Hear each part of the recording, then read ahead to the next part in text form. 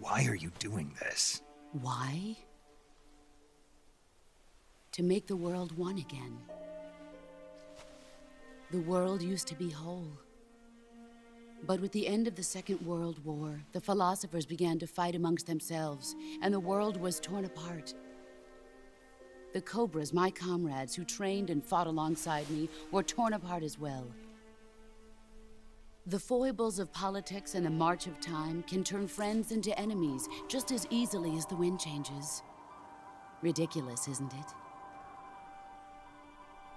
Yesterday's ally becomes today's opposition. And this Cold War? Think back. When I was leading the Cobras, America and Russia were fighting together. Now, consider whether America and Russia will still be enemies in the 21st century. Somehow I doubt it. Enemies change along with the times, the flow of the ages, and we soldiers are forced to play along. I didn't raise you and shape you into the man you are today just so we could face each other in battle. A soldier's skills aren't meant to be used to hurt friends. So then what is an enemy? Is there such a thing as an absolute timeless enemy? There is no such thing, and never has been. And the reason is that our enemies are human beings like us. They can only be our enemies in relative terms. The world must be made whole again. The philosophers must be reunited. I will devote my skills to that purpose. And with the Colonel's money, I will achieve that end. Just as I once created the Cobras. They are my family. I may no longer be able to bear children, but I still have a family. It was November 1st, 1951. I was in the Nevada desert participating in atomic testing. The name Nevada is derived from Spanish, covered in snow, white as snow. And snow is exactly what I saw in that Nevada desert. It froze my blood white. Snake, you were an atomic test subject, weren't you? On Bikini Atoll. That's part of the reason I was drawn to you. You and I are alike. We're both slowly being eaten away by the karma of others. We'll never have the chance to die peacefully of old age. We have no tomorrow. But we can still have hope for the future. In 1960, I saw a vision of the ideal future from space. 3 years earlier, the Soviet Union had succeeded in launching Sputnik, the first man-made satellite in history, into orbit. This came as a huge shock to the United States. In response, America threw everything it had into its own manned spaceflight project, the Mercury program. Even as the Soviets seemed poised to send their first man into space, America was still experimenting with chimpanzees and rockets. The government wanted human data. So they secretly decided to send a human being into space. I was the one they chose.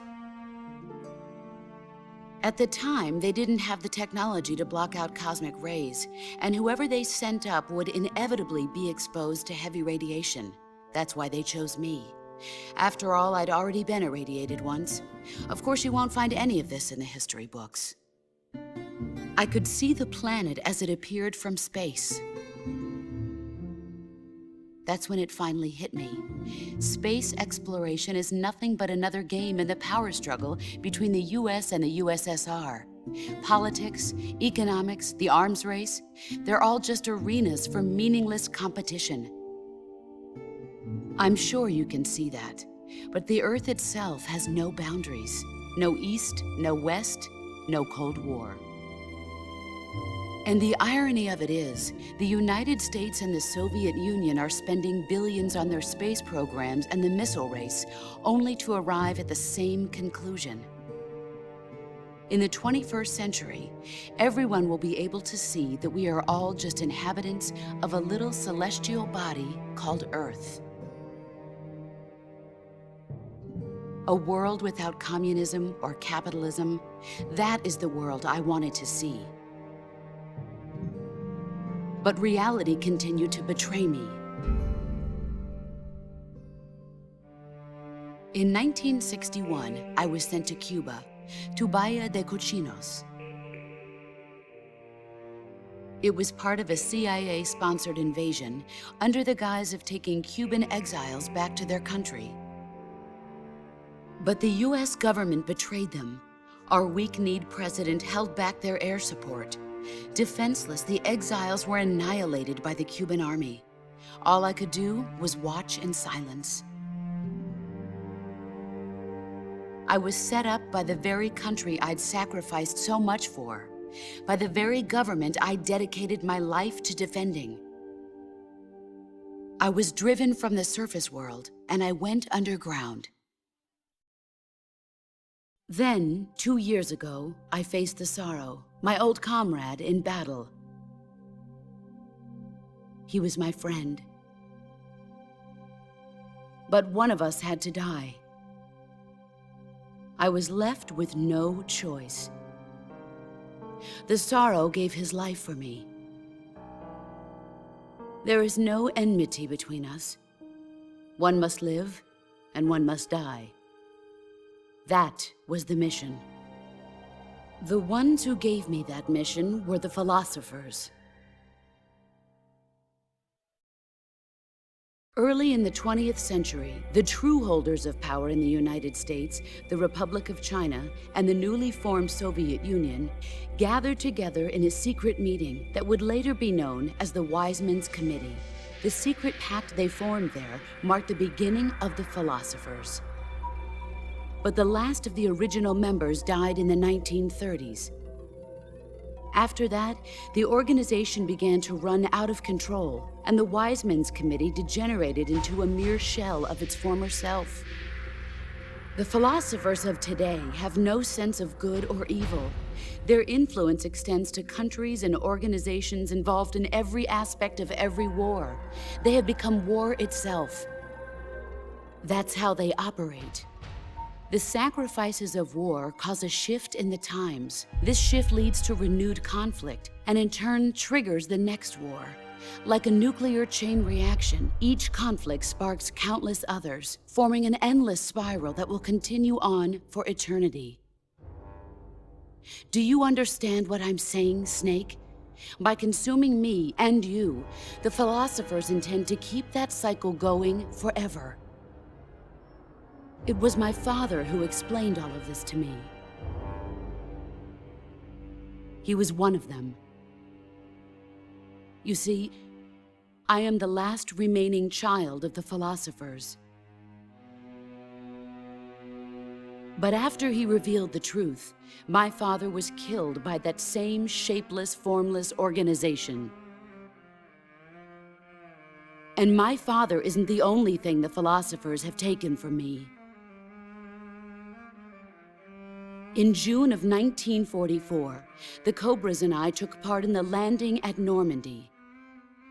We'd been given a top-secret mission to locate and destroy enemy V-2 rocket installations. I was pregnant at the time. The sorrow was the father. I gave birth on the field of battle. A beautiful baby boy. But my child was snatched away from me by the philosophers.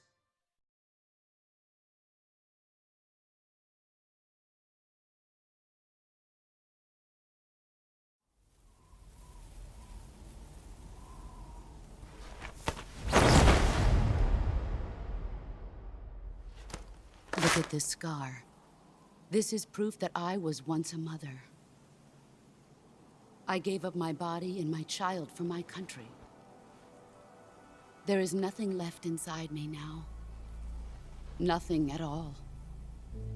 No hatred, not even regret.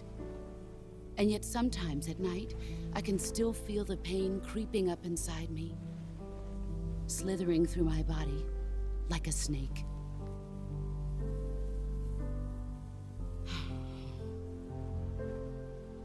I've never talked this much about myself before. Thanks. Thanks for listening to me.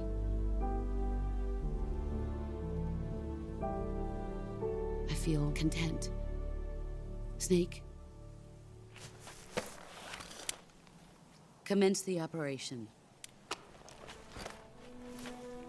I raised you. I loved you.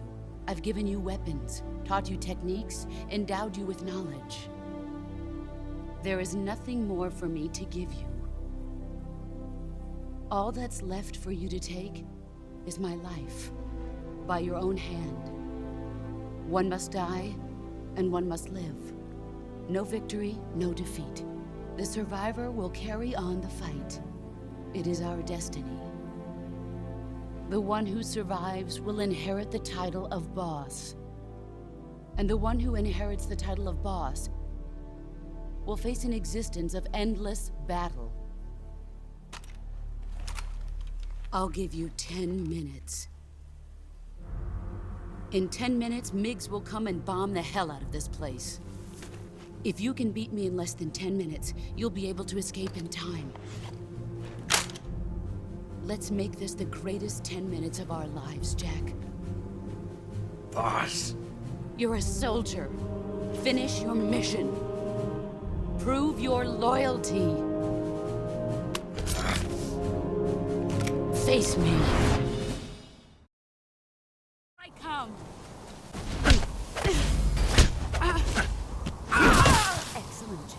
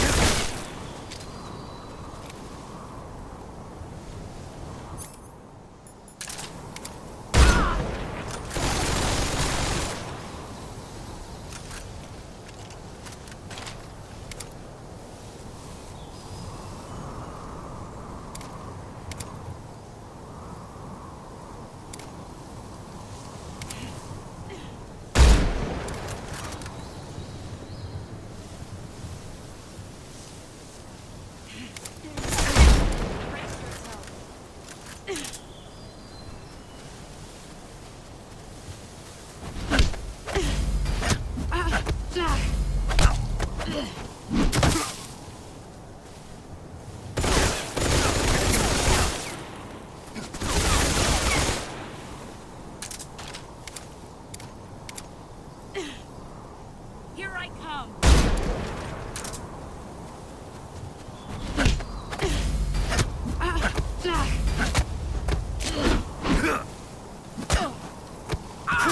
You're better than I do.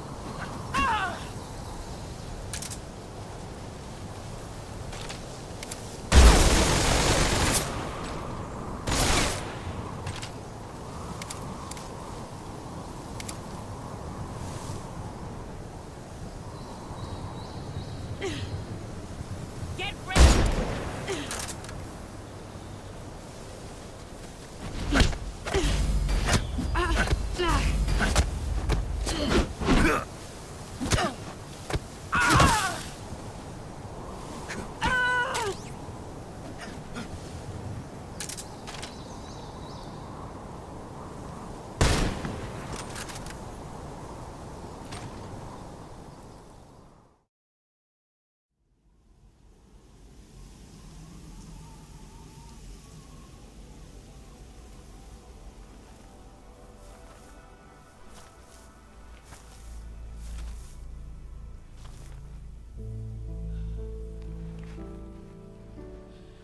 Take this. Keep it safe.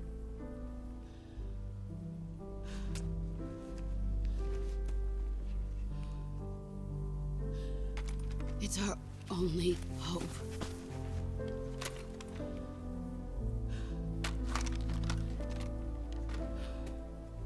A patriot? Why are you giving me this? Jack. Or should I say, Snake. You're a wonderful man. Kill me. Kill me now. Do it.